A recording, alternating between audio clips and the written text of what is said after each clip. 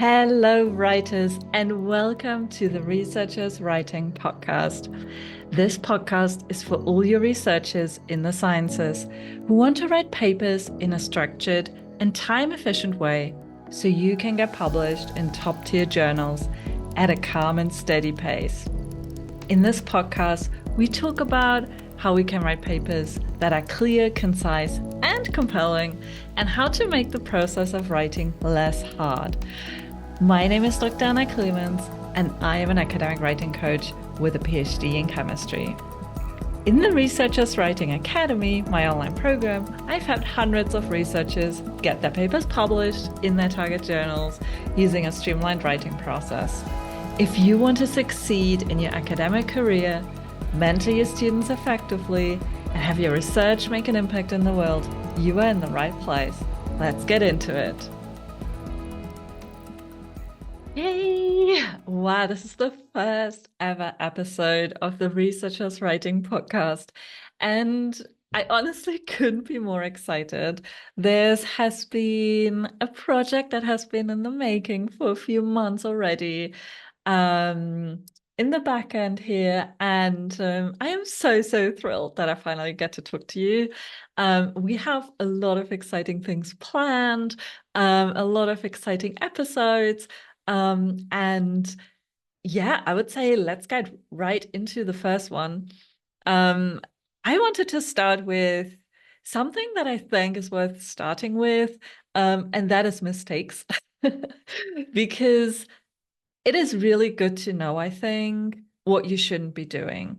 And this episode isn't so much to blame you or to be like, I don't know, to make you feel bad in any way about making these mistakes, but really just showing you, hey, this is what's like super common, what's commonly taught, what you might have heard, or what you may not have reflected on before. But actually, this is wrong. Well, I think, it's wrong. Um, yeah, so I want to also say writing research papers is odd. It's really odd because you, as a researcher, are expected to do it with little or no training. And the consequence of that is that even professors, even people who have been in academia for a long time, often don't really know how to write a compelling article, even when they eventually do have success getting them published, of course. But when you look through the scientifics, through the academic literature, I think what becomes apparent, to me at least, is that it's very rare to find a properly well-written article, an article that's like logical to read, well structured, that presents a clear story around the data they're presenting. It's super rare to find. And the mission in the Researchers Writing Academy, which is my online program that I teach, well, our mission is to make academia more diverse and joyful for researchers from all backgrounds, but also to elevate the literature, to elevate the quality of the scientific literature so it can be more accessible and valuable to the scientific community and also beyond. Um, we do this by teaching researchers an effective step-by-step paper writing process, as we call it.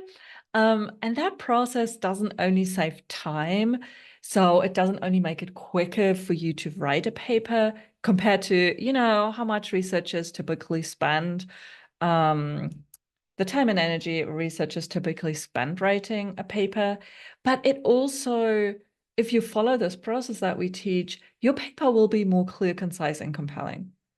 Anyway, today, let's talk about those 5 most common mistakes that I see even the smartest researchers make in their papers.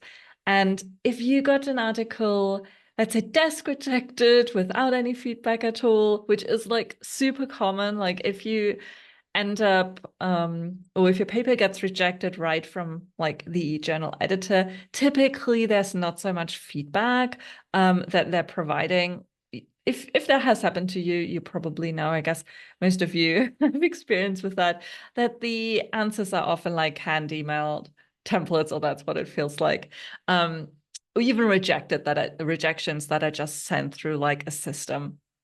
Um, well, so if that has happened to you and you kind of struggle a little bit publishing in those top tier journals, or you have like a target journal, whether this is like high impact factor or like, whatever the metrics are, but that's a journal you really want to publish in and it hasn't really worked out, then I think this episode will be super helpful.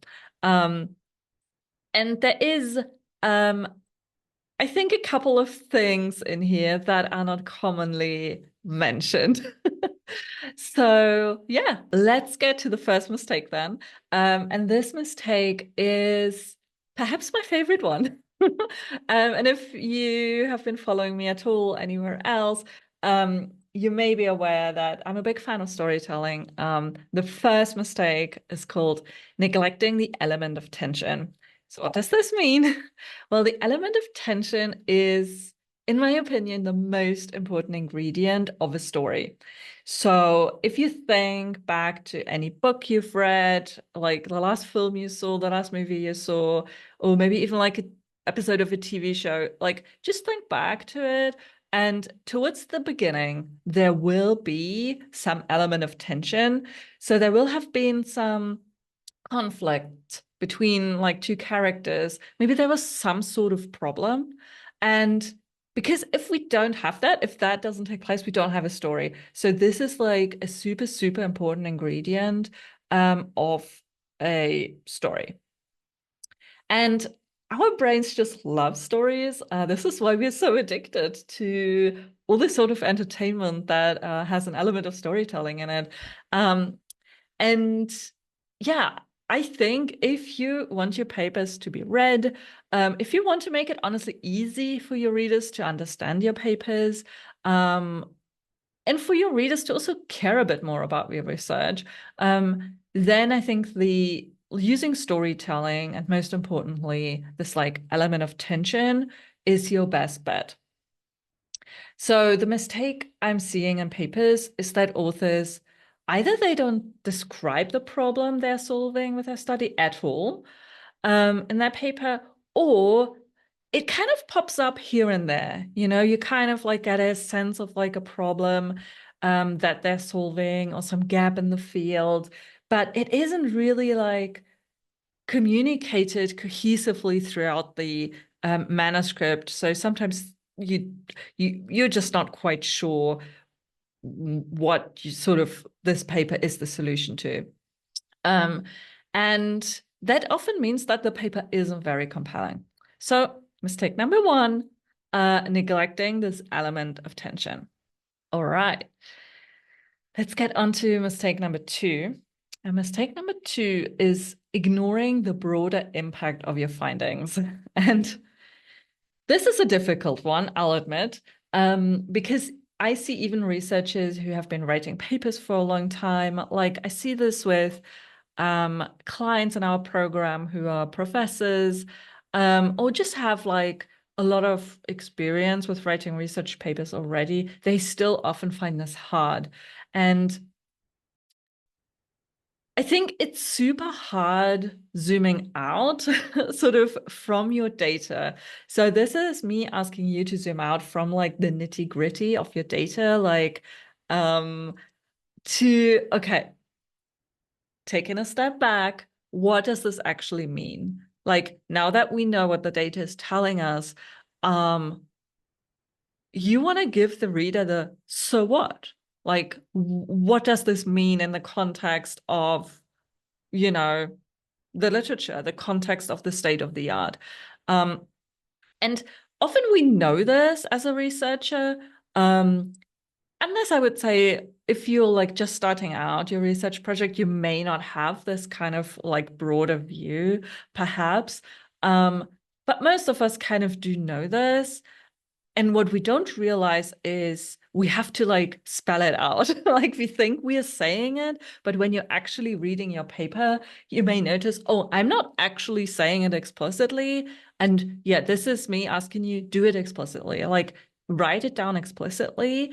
Think like your paper, this is like your channel of communication to the reader, to the journal editor.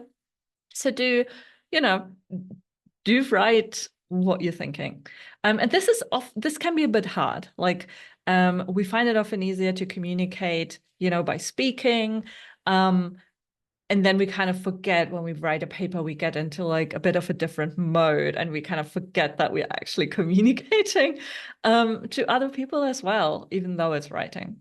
Oh, and I did want to say, this doesn't mean like communicating the broader impact of your findings does not mean that you're overselling.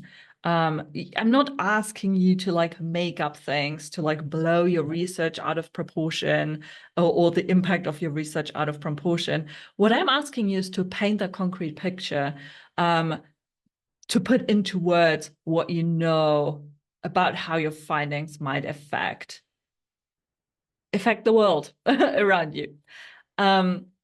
Even if it's in a very small way, just say that. And for most papers, it is, the impact will be small, but it's important to just spell it out.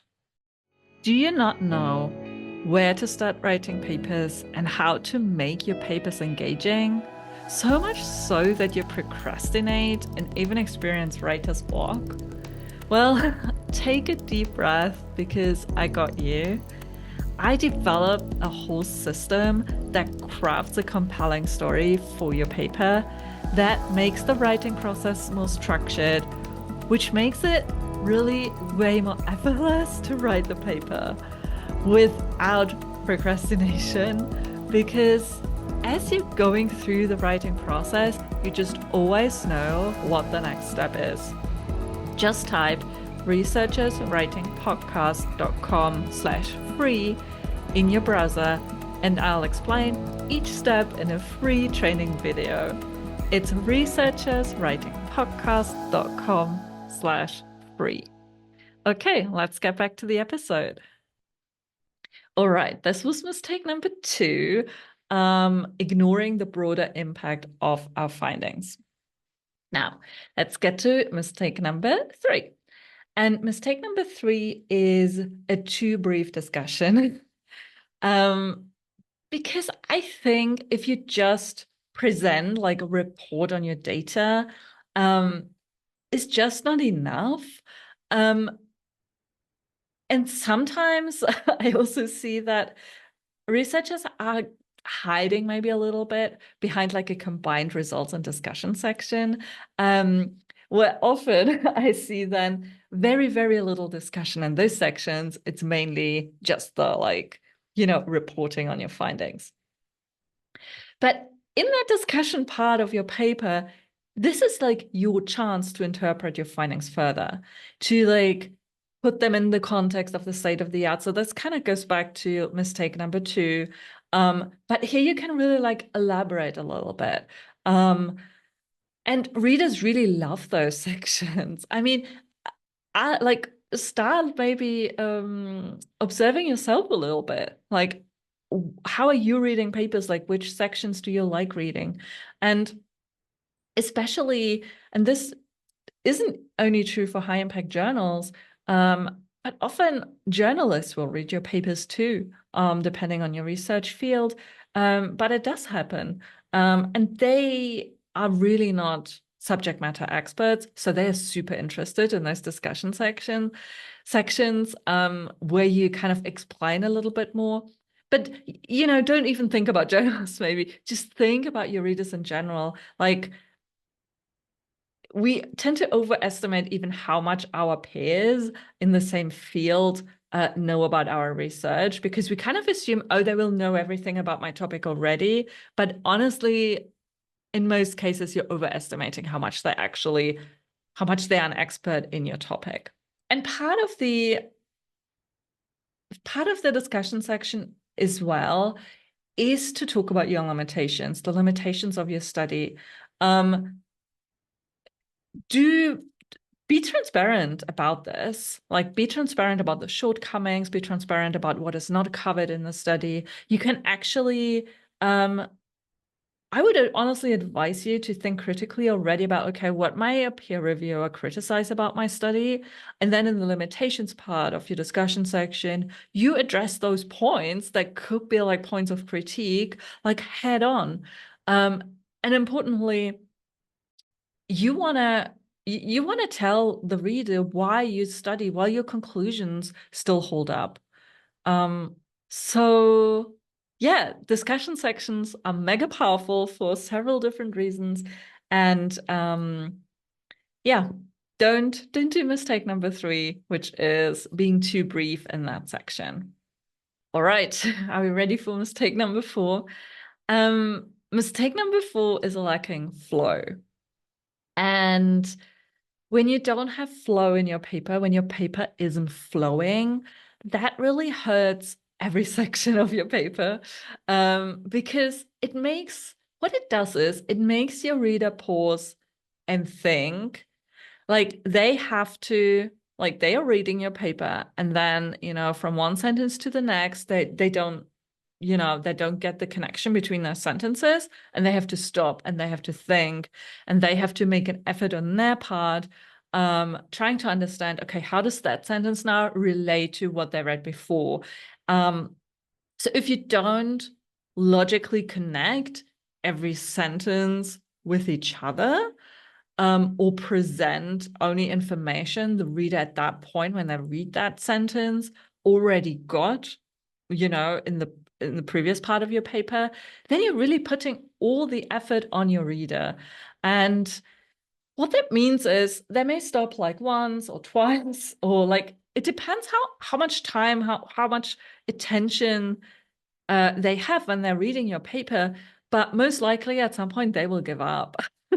And they will find it really tedious to read your paper.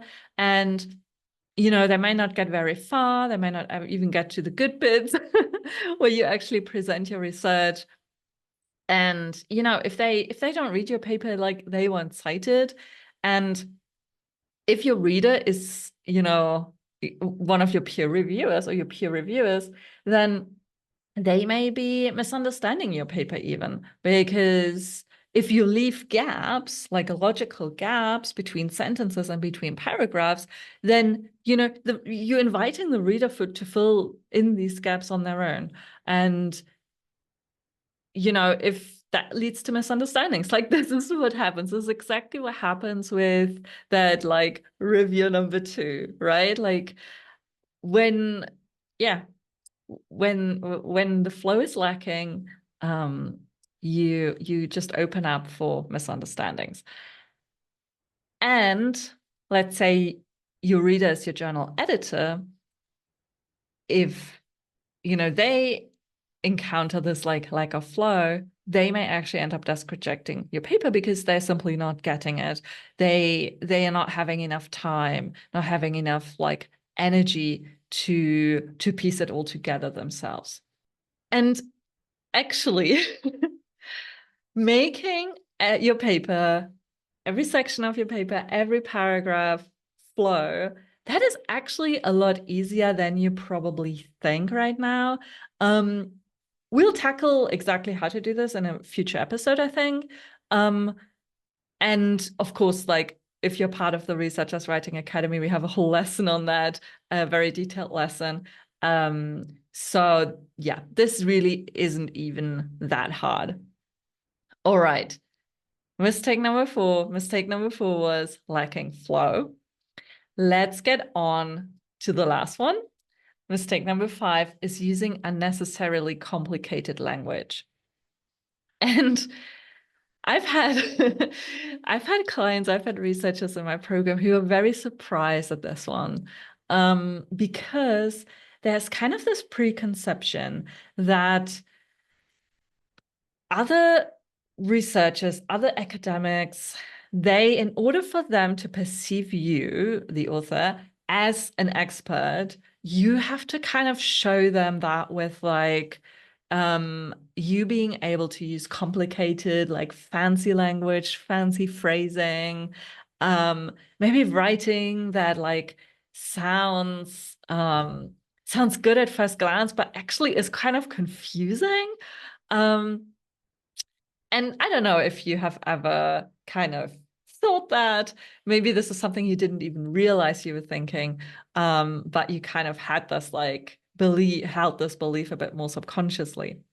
Well, let me tell you, in reality, it is so much more important, and actually it requires much greater skill being able to convey complicated information. And complicated information, that's like everything for you, right? Like your data, your research, your finding, this is complicated to people. Um, Again, like we're getting back to overestimating how much your readers actually know about your topic.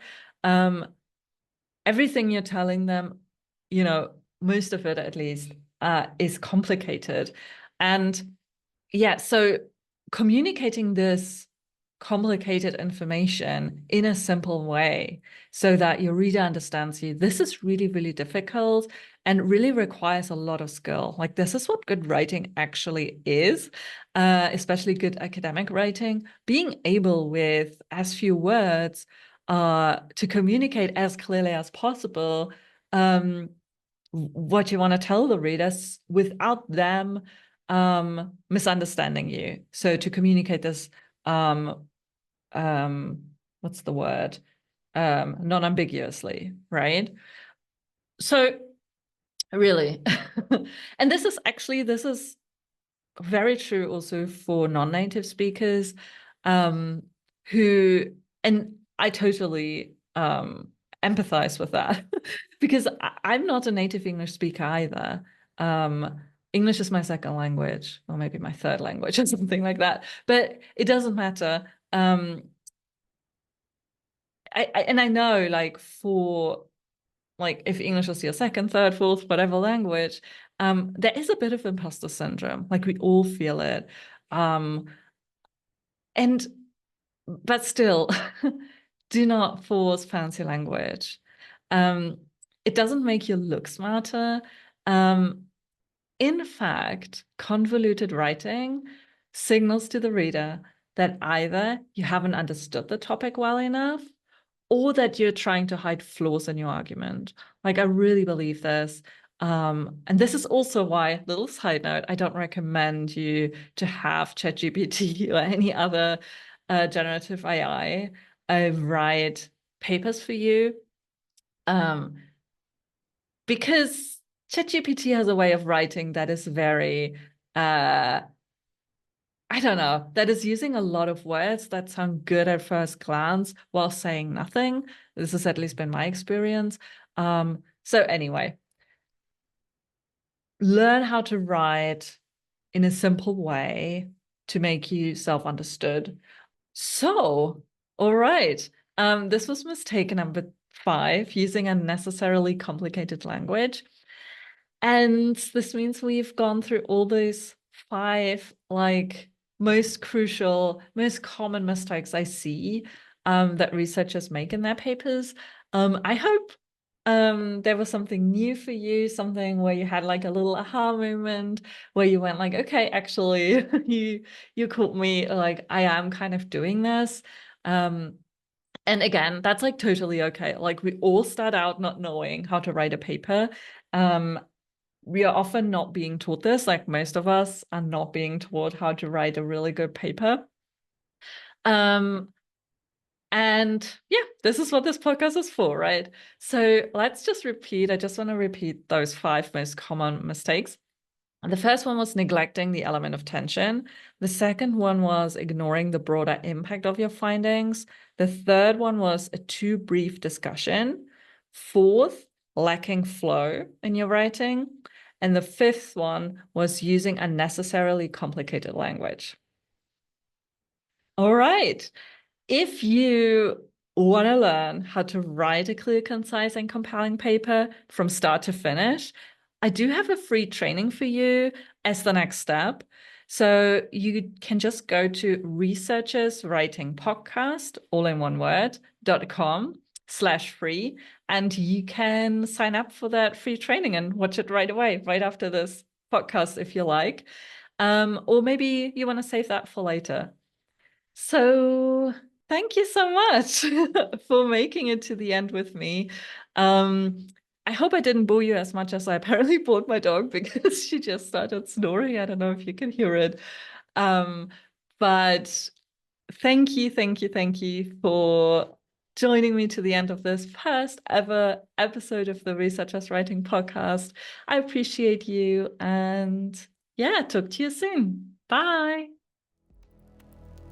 If you would like to submit a question for me to answer on the podcast, please head to researcherswritingpodcast.com/question. That's researcherswritingpodcast in one word.com/question. And if you enjoyed this podcast episode, it would really mean the world to me if you could review it in your favorite platform, whether that's Apple Podcasts, Spotify, or whichever app you're using. The more reviews a show has, the more likely it will be shown to others who are looking for podcasts in the academic writing space. So thank you.